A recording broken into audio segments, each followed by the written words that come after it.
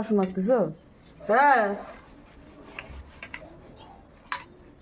পূজার বাসন মাজবো, এগুলো ধোয়া পাগলা করবো, চান খাওয়া করবো, ঠাকুরের ধূপ বাতি দিব, দিয়ে যাবো অঞ্চলে।